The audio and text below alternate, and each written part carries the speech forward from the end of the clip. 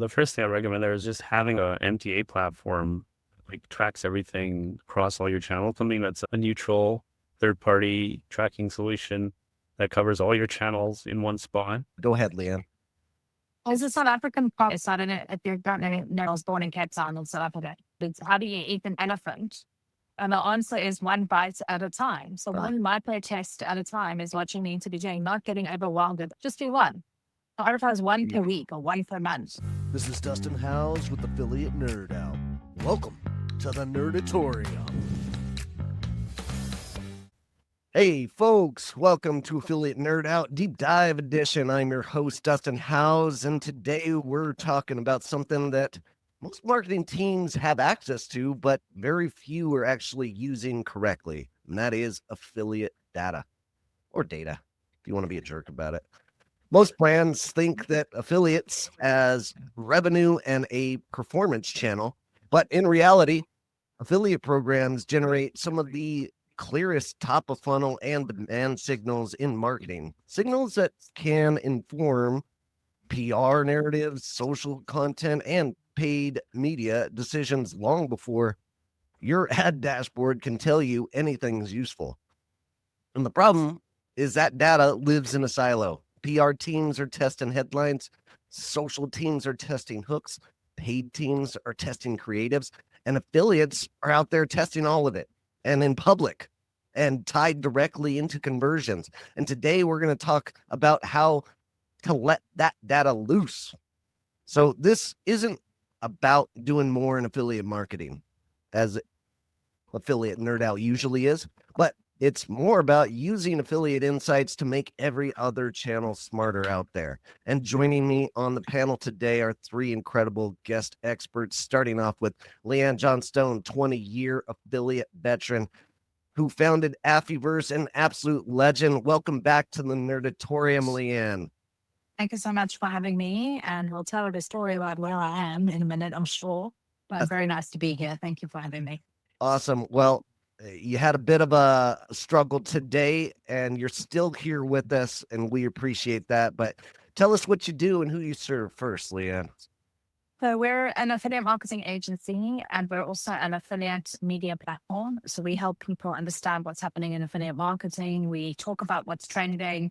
We talk about what that means for you as an affiliate manager. And then we just help people run and grow their affiliate programs globally. So that's pretty much us in a nutshell. Great wrap up. Excellent. And next up, Paul Fernandez, master of growth and A/B testing nerd and first timer in the Nerdatorium. Welcome, Paul. Thanks, man. Yeah, really excited to be here and nice to see some familiar faces as well. Awesome. Tell us what you do and who you serve out there, Paul. Yeah, so I'm the co-owner of The Growth Guys. We're a growth marketing agency which focuses on paid media, helping brands scale with sanity. It's a pretty insane world out there at the moment. Sanity is something more people need at times, especially in this digital marketing world. Thanks for being here. And then batting cleanup here, Hafiz Doza, founder of Inflektion and maestro of CRO and influencers. Thanks for joining me again here, Hafiz.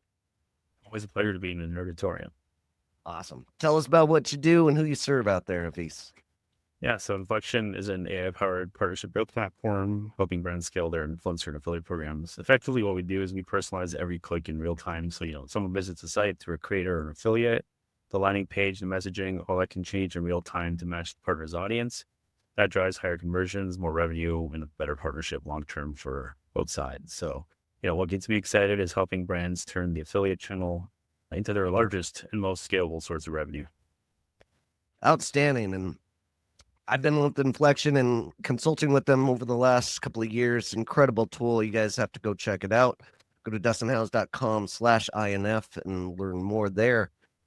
Our panel discussion is going to be focused on practical examples. And for everyone who stays until the end, we're going to share a free resource. And that's a curated list by me, 25 publishers who are changing the game in affiliate marketing. So stay tuned for that. And let's jump into it. Our first panelist question here goes to Hafiz. When you look at most brands today, where is affiliate data underutilized or even completely ignored outside of the affiliate channel?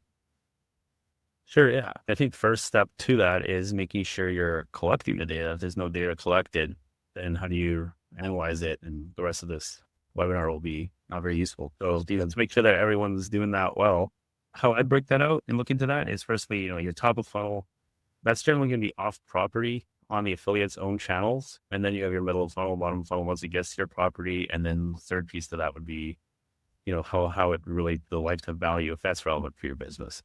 So, starting off property, the paradigm I like to keep in mind for that is affiliate. We talk about it as a channel here. It's often structured as a channel within a business, but really it's a business model. And so it's a business model that then comprises multiple channels. So, examples to look at that for data on that would be like if you're working with email affiliate, how does their different lists compare for performance or their open rates between promotions, or for social creators, engagement rates. At least that one you have public data on because engagement rates, things like that are generally so that you can look online. And then, for podcasters, the completion rates, how long the retention curves are when you're in an episode. And so within that channel, what I like to look at is how does your content do relative to other offers or promotional content they have or non-promotional content they have. And so an example of that would be, let's say you work with an email affiliate and they're a golf list, even though your product has nothing to do with golf. How does that offer do compared to other offers they run? Are the click rates better, worse? If that crushes it, then, that creates other opportunities to work with that kind of audience in other channels. Or if you're a podcaster that sells like air purifiers and you notice when you talk about, let's say, mold, that the retention curves on a podcast stay flat, like people are not dropping off like the normal decay on a podcast episode. So people stay on that topic and don't close it off. And so that kind of data is working, and you can now use that to launch paid channel campaigns, create content on social channels. So that's where I think it can really help, at least for the stuff that's running on the affiliate's own platform. And then you can compare how that does within all the other stuff the affiliate promotes. Additionally, you can compare clusters of affiliates. What clusters work better? Who are the common audiences between those? And start again using that data to create their channel-based campaigns using that, or getting data for like hooks and angles, things like that your affiliates are innovating for you. Obviously, you get paid for that, but you can take those concepts, don't copy them and run with those concepts. That's all the stuff off property. Then when it comes to when it lands on your site, middle, bottom of funnel, I like to make sure everything is set up where you're capturing all the engagement and tying that back into your affiliate platform, pushing back data on lead capture rates, add to cards, biz funnel, starts, completions, even content module engagements on the site. And so that's why I generally prefer not doing things with the coupon codes, because you then lose the clickstream data. And I think that's super valuable. And that's one of the reasons why every time we onboard a brand onto our platform, we set up all the middle of funnel data, because when I actually look at that, there's like absolute gold there. And so that's probably in the middle of funnel. And in the bottom of funnel, if you're paying out big fat CPAs up front and then you're keeping the LTV for the partner long term, you want to make sure you're pushing that LTV data back into your platform so you can do LTV ratios by partner and not just assume they're all doing similar retention curves, because sometimes you may be surprised that you're effectively having one affiliate subsidize another. So I think that's where it all ties together, where you can use that data on other marketing channels. But the first step is collecting it all. I'd even pay a premium to work with affiliates that are willing to share with me as a true partnership that data in their platform. Awesome. Well said. Love the part you mentioned about tagging affiliates and utilizing that data for your next level, whatever you're going to do. Paul, Leanne, anything to add in here on underutilized data? Yeah, I think a lot of programs keep affiliates still very much siloed to the side, like outside of media, outside of social, outside of PR. And what we're seeing is a real convergence of how all of this data should actually be plugged into one source of truth. And then it actually tells a very different story. So a lot of the kind of like bigger enterprise clients that we're working with, they are starting to see this, and they're starting to link back to even product development teams as well, where it's not about acquisition. It's actually about listening to what customers are resonating with on the front end with the content that affiliates are pushing out, and then bringing that back to the product team and going, hey, that offer didn't actually resonate. Like it didn't convert as well. Might have worked great on paid media where the channel is and the search journey is slightly different. because on paid media, you maybe don't know what product you want yet. But when you get down to kind of like bottom of the funnel stuff where you've already decided it's a choice of these two products, for example, some of that data can actually really help define what the sign-up product should be for the customer to actually swing the vote in your favor. So I think data is grossly underutilized because it's so fragmented, but also it tells a story when it's collated together. And I think that's the bit that some of the smaller brands, they haven't yet cracked because they have to use multiple different systems. They've got maybe an agency doing something over here. They've got the in-house team doing something over there. And I think we need to get everybody to the same kind of baseline where everybody has the same decision-making power and not just the bigger brands that have got money to invest in heavy tech solutions. And that what we find also is very counterintuitive is that sometimes we see the bigger brands have more of an issue there because they are siloed out, whereas a smaller team will have one or two people in their growth team. So they kind of have that in their head at least. But once it's split up into multiple team members or outside agencies or whatever, you kind of lose that. And also countries. So, with really big enterprise brands, they've got individual marketing teams that work in specific countries. And actually, when you take a bigger kind of like helicopter view, you start to see patterns and things that are really different when you bring all of that aggregated data together. So, I totally agree with what you're saying there. Yeah, I think the thing that chimed with me more with what you were saying, Hafiz, around like true partnership. Data is the result of that relationship. Every team needs to be singing off the same hymn sheet, and whether it's paid creative or email lists or whatever it might be, whatever assets you're using and whatever channels you're using, it's all got to be like, it can't be fragmented. It needs to be running into the same channel, because that's ultimately not the result of what we're doing. It's also going to be the stimulus of what we're doing. And that's kind of like how we look at it, is data. It's just a flywheel. We need data in the beginning and the end, and then the two eventually meet. So yeah, I think the true partnership thing really sort of resonated with me with what you were saying there. The thing with the data as well is that when you do have that kind of information, you can actually start to splice and dice your commercials a little bit better too. So you don't always have to pay on CPA and rev share.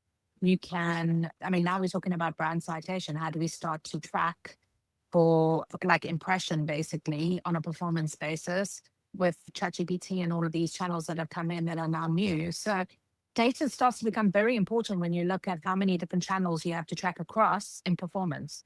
It's not just search, it's not just paid. It's all the social platforms. Now it's the AI platforms, it's in-app. It becomes very, very complex when you're trying to do this properly. To get yourself launched and out the door, it's easy to launch an affiliate program. The tech is there. To launch a successful affiliate program that is focused on margin, on profit, that's where the tweaking comes, and that's where the expertise comes. Absolutely. All right. Great start. And we have a comment from Kristen Evans, such a powerhouse panel. Agreed, Kristen. Thank you for joining in. And that's a note for everybody. Any comments or questions for this panel? This is a live webinar, so jump on in and we'll put it on up there. Next question for Leanne. The affiliate industry has seen a growing trend of PR and performance crossing over. Why is this happening right now? And what insights should PR teams be using from the performance team to maximize the results of using this data? I can't speak to the PR piece. I know we can PR, but I can't speak on the performance piece. Publishers are building loyal audiences through the content that they develop and create. Now, we know that AI is coming into place and AI-generated content can be generated very quickly, but consumers are still savvy about what they read and what they digest. So just because an AI tool wrote a piece of content, consumers are now looking for more detailed information so they can spot AI-written content very, very quickly. And I think where PR teams can come in and actually support is by understanding the conversation around the product, not the product itself, and then leveraging affiliates to actually push that messaging out instead of only through paid channels, which is traditionally what PR does. It's earned media through story creation. If you can take that PR like backbone of how do you create story around product, around service, and you could feed that into your affiliate program and help affiliates to understand how to position the product, how to write content that really sells the product instead of just reviews content, which is kind of what we've relied on up until now, or offer-based content like, this promo, that promo. I think that's where you're starting to see the sweet spot of the two of them crossover. Excellent. Any follow-up there, Hafiz, Paul? Any insights? Yeah, I'd say, I mean, man, you sort of touched on it earlier too, like all those PR content pieces are also being used in LLMs for citations. And so I think there's, I really hate doing stuff that's not tracked and totally attributable, but I think at least until that becomes the case, like until ChatGPT releases like a search console equivalent, I think well, if they ever do, that is, but I think there's a value in even potentially overpaying commission for those, knowing that that's going to get you more placements, that's going to then feed the data into the LLMs, and you're not going to be able to attribute that back, but at least it's getting you stories out there that are valuable that the current publications are not going to be capturing. If you have an LLM citation, people are not very rarely clicking on the link, then clicking on the link from the LLM into the article and the article to your website where the affiliate commission triggers. That's still value that's happening at an impression level and a citation level that's not being captured. So knowing that, you could compensate those affiliates or the publishers right now by just overpaying some amount, knowing that you're getting a large halo effect right now that's not able to be attributed. I think I'd also like to kind of caveat, and I know I'm quite controversial on this, but under no circumstances should you be giving your PR agency the right to run your affiliate program. And I've got to say that, I'm sorry I do, because PR and how you work with major publishers versus affiliates who are, entrepreneurial, out on the bleeding edge, finding traffic sources, connecting with audiences, they have a completely different mindset. So if you are currently asking your PR agency to also launch an affiliate program for you, I really would highly not recommend that. Like, get a specialist to do a specialist job. Amen to that. Bad. Amen. Yeah, the industry is evolving. It makes sense. PR's already doing this outreach. They might as well try to get into the affiliate game. And I understand why they're doing it. It's just, they just don't have the experience most of the time to succeed with it. But you can't fault people for hustling and trying out there. So, and the thing is that they should be working cohesively together. Like the PR people should be plugging into performance, and the performance people should be plugging into PR for narrative. Where it becomes a problem is when PR teams think that affiliate is all about getting placement when actually it's about getting sales. So how do you position the traffic, the price, the methodology, the cadence is not the same as how you would work with an international publisher, like a media company. So that's where it gets a little bit muddy, but I think she should definitely be speaking. %. Paul, when you see affiliate content consistently converting out there, how should social teams translate that into organic and paid creative frameworks? Yeah, so it's a case of reverse engineering a lot of the time, because affiliate content is like, it's live market messaging testing. So social teams shouldn't really be looking at that and directly copying it. It's more around, like I say, reverse engineering the pattern around it. So affiliates are essentially running those like decentralized creative tests at scale and with not a lot of budget, obviously. So we need to look at what's consistently converting, what's not luck, what's the signal, and then break it down into 3 layers. So we need to firstly identify the angle that they're using, so rather than just copying the script, for instance, we want to be looking at trying to extract and going, okay, so what's the core claim that they're making within the content? If, I don't know, like reduced bloating in 7 days or whatever, something that's quite hooky and brings people in. And then, are they handling the objection within that hook and, looking at the content structure of that and then like finding the emotional trigger. So is that relief? Is it confidence? Is it status? Is it convenience? Whatever it might be. And then look at the offer positioning, because obviously no content is ever really good without a really good sort of payoff or offer. And so we look at the actual sort of bottom of the funnel kind of offer. Is it a discount? Is it versus a bonus versus bundle? And then from there, from that particular layer, we can create a hypothesis. So we can go, okay, well, this is the basis of what we're going to do. And then we can turn that into a creative framework. So the creative framework that we use a lot is like hook, proof, mechanism, CTA. So we look at those things. So hook, why are so many runners switching to ASICs or whatever, like looking at big brands like that, and then looking at the proof, and then looking at the mechanism being is the actual sort of like product benefit, for instance, like it's only the insole or whatever, or it's like high arch compression or whatever it might be, if we're looking at a particular like running trainer or whatever. But the point is like the affiliate is essentially telling us what is resonating. And then we as paid social, paid creatives can just test how far we can scale that. So ultimately we're like the fire in your ass, basically. It's like, we're just like boosting it, giving it some rocket fuel. And then I'd say the final layer of all of that is like, we need to look at how do we respect the contextual shift of that. So, you know, affiliate content often works because it's editorial, it's comparative, you know, listicles, it's long form potentially as well. And it feels independent. So what we don't want to do is we don't want to completely like break that apart. We need to preserve the social proof of that, the authority framing around that as well. And also looking at preserving the angles of comparison that they've managed to create. So we're not just trying to turn it into, you know, something that just breaks the feed. We do want to do that. But at the same time, it's like we're trying to preserve what made it good. And essentially like affiliates are telling us what to say. We just test how aggressively we can say it. Beautiful. Yeah, I love that because a lot of the time, I mean, I've worked with some pretty big clients, and when you feed back some of the data that affiliates are saying, because affiliates are not just getting the message out there, they're also what happens after the message is read. So affiliates optimize their conversion channel of how the client goes from the you know, offer content, whatever the hook is, straight to the sale. And often what we found is that affiliates actually, the data that we get through the affiliate channel actually helps the client streamline their conversion process on site based on the feedback that the 100%. affiliates give, because they know what the averages are across multiple different brands. So all of that data gets compounded through their platform. And this is why I love what Avi said at the beginning. I will pay an affiliate more money if that affiliate can feed back data to me that helps me improve my conversion rate. Because if I'm not only improving it for the affiliate channel, I'm improving it for the client through all of their other channels as well.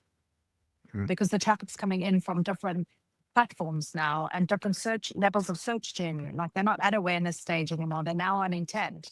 How does that customer flow happen on the back end different to what happens when you're putting a PR piece on a major news publication? You know, at that point, the client hasn't actually decided that they need or want that product. So that's the kind of data that you need to be feeding back. Yeah, it's not just the feedback itself. It's actually like the feedback loop that you create.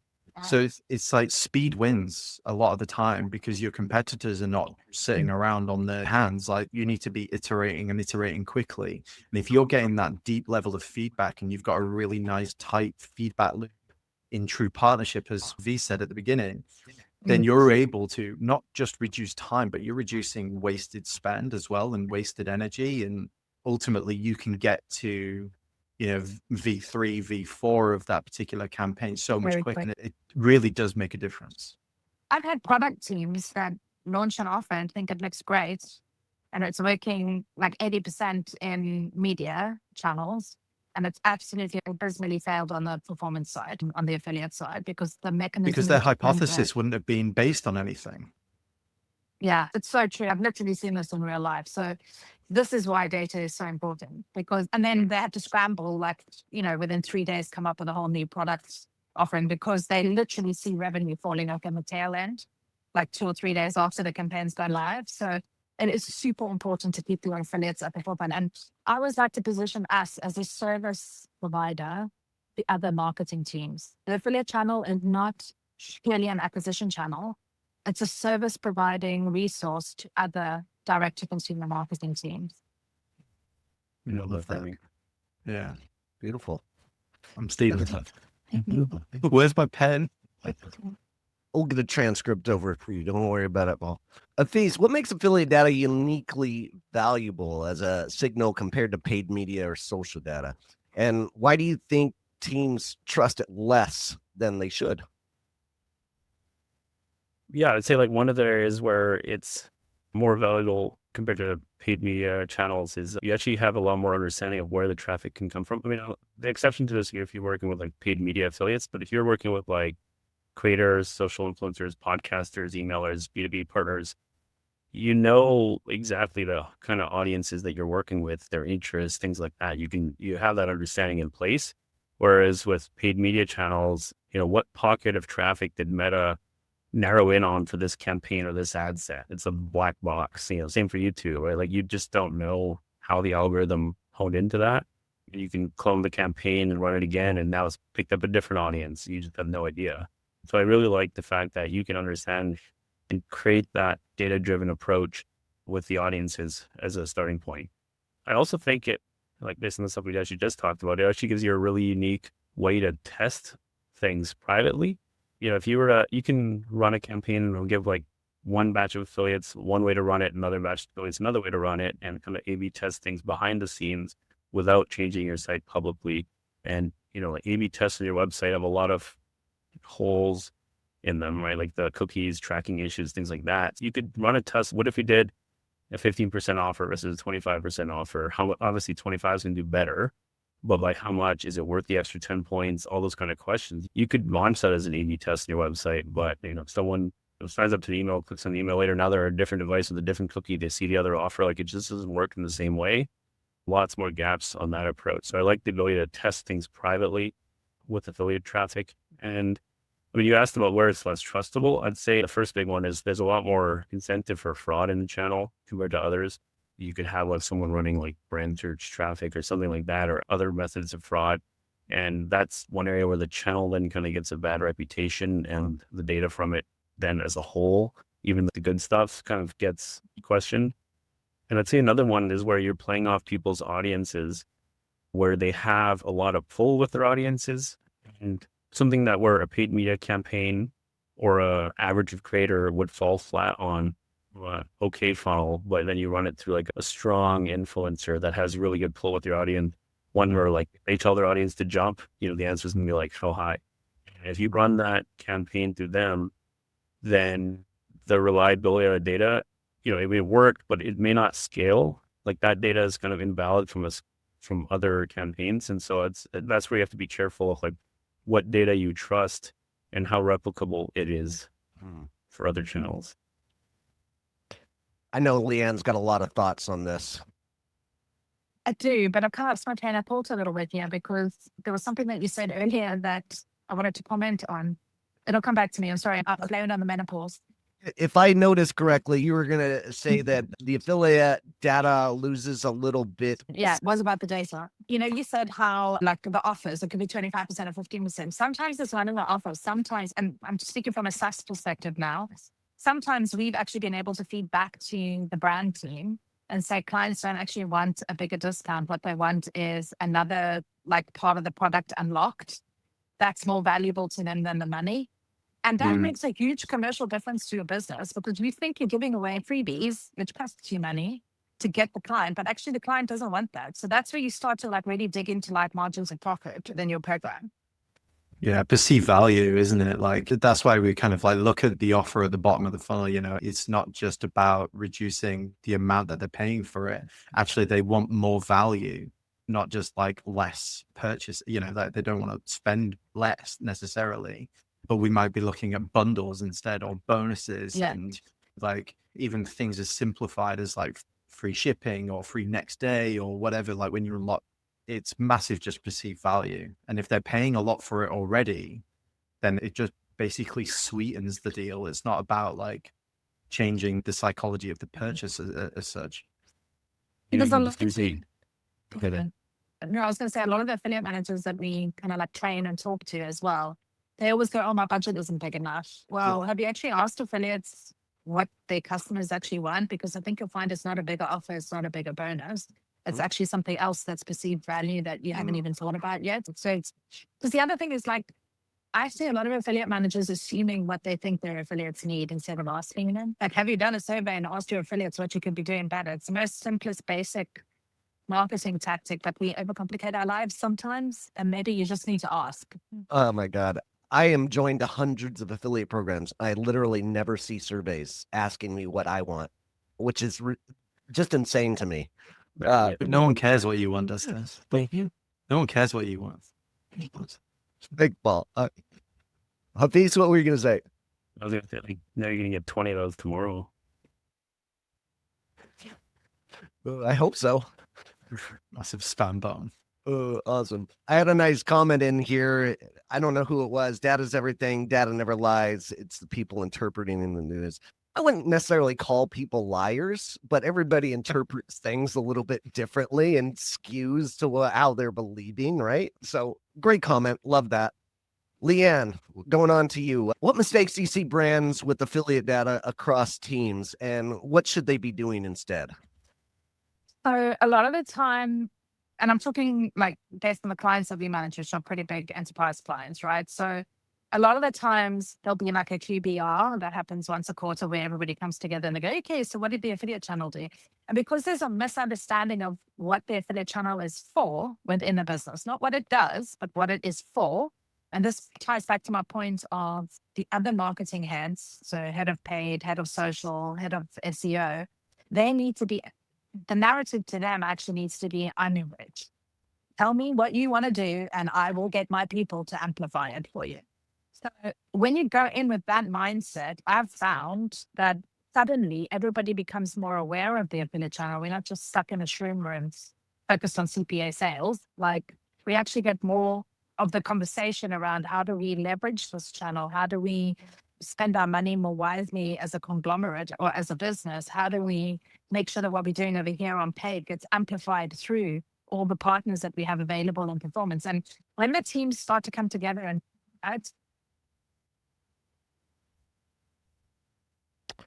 All right, we lost her. That's going to happen in a coffee shop. Any other thoughts on that, Hafiz, Paul? I kind of lost the train. She was saying there a little bit. But yeah, I think what she was referring to where you bitch a little bit, it's kind of true a little bit. We, especially as like a paid media team, we need to be in a supporting role a lot of the time. Like we definitely can lean in and drive the strategy, but ultimately it's about insight and using the knowledge that's already been created by the affiliate. Leanne, you found her horizontal view. That's great. The horizontal.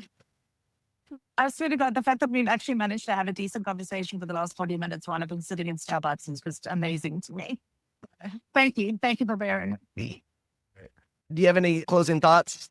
You were in mid-thought there. Yeah, I think just don't get overwhelmed by the data either, because as you said, a lot of people will take the data and interpret it the way that they want to see it. Like the numbers shouldn't lie, but you also need to have like a practical and tactical aspect of why you're looking at the numbers. What problem are you trying to solve? And try and solve one problem at a time. Don't let the data try and solve every problem, and do that A/B testing as well. But also get other teams involved, because a lot of the conversations that I hear happening in the industry is nobody understands this channel. We're the only one that knows what we're doing. How do I get more budget? How do I explain to my C-suite that I need to be doing this and that? Well, guess what? It's understanding the data. It's getting that data to tell that story to one of these people and showing them how you can support them with the roles that they have to play in a direct-to-consumer challenge. Excellent.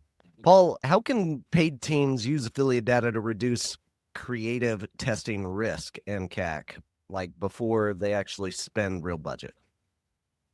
Yeah, we kind of alluded to it earlier a little bit.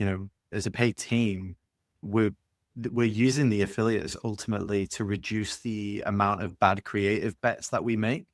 Because ultimately a lot of paid media teams that they're kind of testing creative in a bit of a vacuum. Like they're doing it on a hunch a lot of the time, especially with the absence of data. So affiliates already have that kind of pressure tested. They have that messaging tied in to actual revenue, which is quite interesting as well.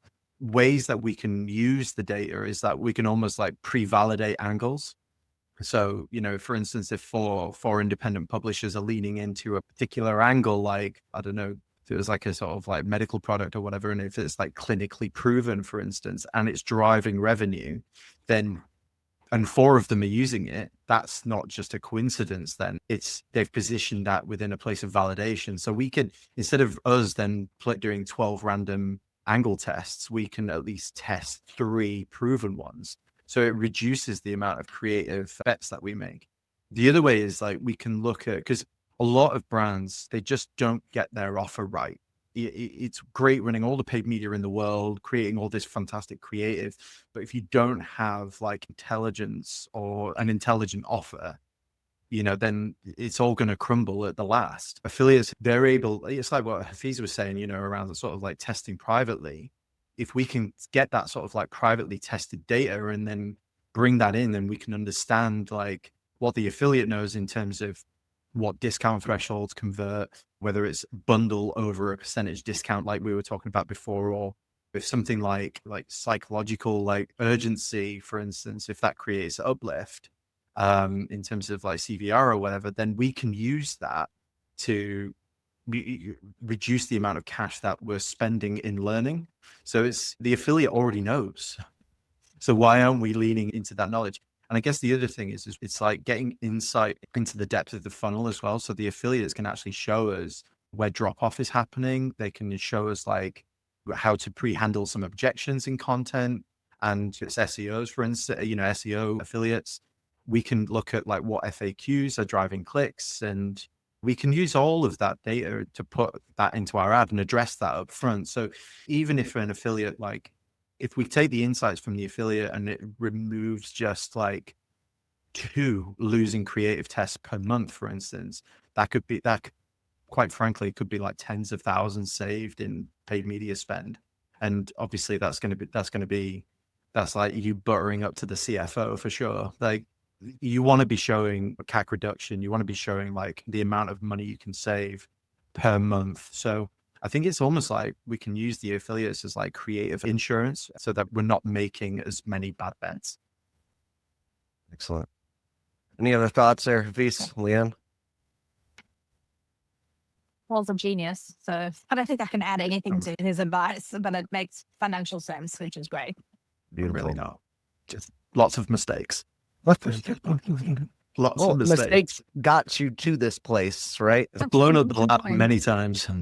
Such an important point. And I actually think that's a brilliant point, because a lot of affiliate managers I speak to are afraid to make mistakes. And Anthony, like all of us, have made our fair share of mistakes to fail forward. You have to go through the tiny micro interactions of failing in order to learn what works. So we're not saying go and fail on a spectacular level with $1 million, but go fail with 100 or 500 and see what happens. Because even those micro tests can lead you closer to being more marginally commercially profitable. Yeah, there's a good point actually. And that's actually something we kind of profess to new clients is like, we do a bad test or we fail. It's not that we've lost something, we've actually gained something. Is that we just know what not to do next. And that can be really insightful, or we can end up stumbling across something genius and just, wow, happenstance really happened. And it was like serendipitous that we made that mistake, but that's turned into a viral bit of content or whatever. And yeah, a mistake can be an incredible thing to make. Well, they say there's no such thing as mistakes, it's just learning. Yeah. And from a career standpoint, if you're an affiliate manager and you're not a squeaky wheel trying to get some budget to test this out, your career, your resume isn't going to grow for your next role in this world, because you need to be testing and showing people that you are an effective affiliate manager or tester of budget. So get out there and do your best. Hafiz, being that you're a network and tracking solution, what are the most common internal barriers that keep affiliate insights trapped inside of one team? And how do high-performing orgs break that pattern? Yeah, I think the first thing I recommend there is just having like a MTA platform, like tracks everything across all your channels, something that's a neutral third-party tracking solution that covers all your channels in one spot. I think what comes up, firstly, the other thing that I often see is like the affiliate team in many businesses, not all, but in many, are like the runt of the marketing team, and they get the least resources. And I think often is missed is how much the affiliate channel impacts the other channels. And if you're just looking in your meta ads, you don't see that. If you're looking in your affiliate platform, you don't see that. So if there's a cross-channel tracking solution like a Rockerbox or a Triple Whale, one of those kind of tools, I think those are the first thing I'd recommend standing up and pushing for, because that'll get you that cross-channel data. And then it's very clear to see, well, hey, look at 25% of our meta sales have been impacted at an affiliate touch point. Well, that's interesting. Like, how is that factored into the decision-making? And then I think it goes back to what Leanne said earlier around like you're a service provider for those other teams and considering and pointing out that data if it's not coming out the surface. And then how do you play into all the kind of different touch points that we've talked across this entire webinar so far? Like, what about the creatives? Like, instead of having the paid team try to figure it out from your channel, like looking at as the expert in the channel, bringing that to them proactively, including things like opportunities that are naturally cross-channel, like an affiliate deal with a boosted social post automatically creates that cross-channel collaboration. It's usually going to be your paid team running it using an affiliate's original post. So then naturally that creates those links in the organization. And then another one also, like we kind of touched on earlier, was like, since you have a paid relationship with these people, they can be used. It's kind of different than like a customer relationship, even though many of them are customers as well too. So utilize that for advice, product feedback, early data on new products, and get them in front of your product team, your other marketing members, focus groups, things like that alone. And then, when that happens, those other team members are, I've never seen a case where they're not thankful that that happened. And that in turn will build the affiliate channel as like a pillar within the organization that's like essential, not as a side channel.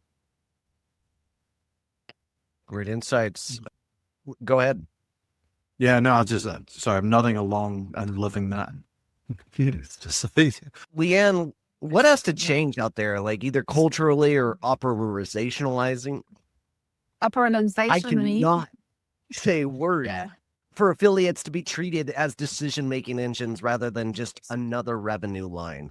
We've just got to change the narrative. We've got to educate internally and externally as well. So use your data to tell the stories in your QBR meetings and your monthly checkups. Go and, get up from your desk and go and visit the head of affiliates in the media team. Make a Zoom call with them once a month and go, hey, what's happening in your world? Can some of that, impact what I'm doing? It's about building internal, we're so hyper-focused on building partner relationships, which is external to our company and the affiliate team. And that is your brief. Start thinking about how do you build internal relationships as well with some of the other media channel owners and some of the other agencies that you're working with as well. Because whilst you can feed them data from the data that you see in the robust platforms that we now have in the affiliate channel, you also need to be allowing them to feed you insights too, because a lot of what the paid media team and the PPC team do can highly impact the kind of commercial relationships that you want to be building with affiliates that are chucked in the same channel. So, many's the time I've had conversations with internal PPC teams and then leveraged my entire affiliate force to go push the competition out of my space.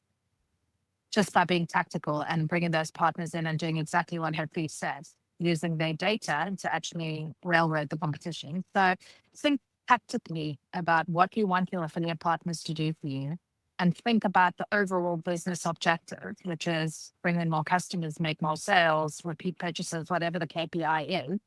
And then think about how does your program actually leverage all of that through all the funnel, like all the traffic sources that you've got at your fingertips in the performance space. How do you amplify everybody else? And that's really all that we have to do, I think.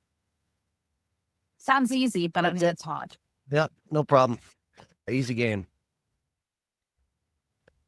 Awesome. I have to make a note to myself so I can be a better host next time around. There's a couple of words I'm missing in my vocabulary that I need to work on, so I'm not going to try to say them again. All right. Yeah, one more thing. Go for it. It does sound easy, and it is actually easy at a high level. I think where the challenge actually becomes is creating the space and time to do the incremental growth-oriented things versus the day-to-day twisting dials of platforms. And I think that's where investing in automation, especially in the day of AI agents and all that kind of stuff, really plays a role, because that's what frees you up from the time to then actually do those kind of surveys and communication with other team members, internally or externally.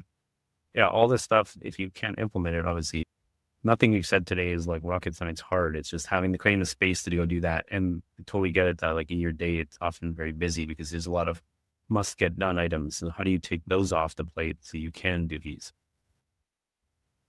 Great point. Some brands are doing this too late, right? And it's pushed to the end of their workday rather than trying to get to this. And they need to be prioritizing it instead. Go ahead, Leanne.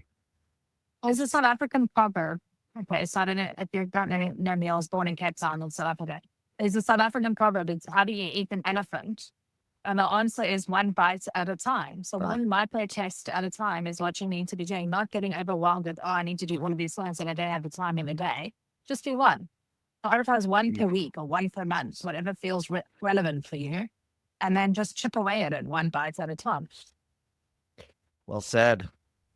Paul, as we wrap up here, if you're listening today on this podcast and you want to unlock more value from the affiliate data in your next 30 days, what's that first move that they should be making? Well, again, to echo what was said before as well, is like not looking at affiliate reports as revenue sheets and start looking at them as more insight reports, really. But the first thing I would do is pull like the top 10 to 20 revenue driving pieces of content. So not just publishers, but looking at actual pages, posts, videos, and then deconstructing them. So what's the headline? What's the claim? What's the offer? Going to that objection handling stuff as well. And then I would start to categorize those. And we do this with personas as well when we're starting new campaigns, like for new brands and what have you. So it's look at the themes of the messaging. So we go, is it authority driven? Is it discount driven? Are we looking at comparisons or problems? Just very problem solution driven, or are we looking at lifestyle? And you'll start to see patterns with what's driving the revenue. And then from that kind of insight, we need to create those paid creative hypotheses. So we'll take maybe the top 2 to 3 recurring angles and turn them into structured paid tests. And then we'll just track it from there. And, just to double down, we use Triple Whale. We do all of that kind of like cross-channel tracking and making sure that the attribution system is like not heavily weighted in one way, or if it is, we need to kind of understand why. And ultimately, we're trying to prove the affiliate pretty much. Like we're trying to go like, is what the affiliate discovered, can we confirm that for them? So it's not really like a technical unlock so much for us. I think this is the theme of today. It's just like getting affiliate, paid, social, all in the same room, whatever frequency you want to do. Just get us in the and start sharing, just have like that insight meeting. So if we were looking over a 30-day window, we don't want to be like completely throwing the baby out with the bathwater. We don't want to be overhauling everything, but we just want to create an environment where we're stopping guessing. Like let's have some insights. Let's at least have some validation as to what we want to do next. And then, like people have said, one little micro test at a time and work together. Yeah, basically. A baby bathwater, wasn't that a Inflektion client there, Hafiz? It's a mastermind group. Oh, I was going to say, that sounds like a really dodgy product. I think it's what the phrase said, don't throw the baby out with the bathwater. Yeah, That's right. Yeah. amazing. Any other final tips for folks, Hafiz, Leanne? No, I'm going to cover it all. And I'm going to have to scoot off in a minute because I'm literally like Starbucks is closing. Oh. I love what you said there, Paul, like around like, the putting people in the same room together. I think that goes back to, how you think of the affiliate. It's structured as a channel, but really it's a business model. And then the channels within that, like when was the last time the person running the social affiliates talked to the paid social or the organic social team, or the person running the paid media affiliates talked to your internal paid media team? And like, there's so many insights if you just look at it from the whole channel, each channel individually, and then internally run, externally run by affiliates. And then the data that can get shared across those. I would also just consider looking at it from the channel perspective.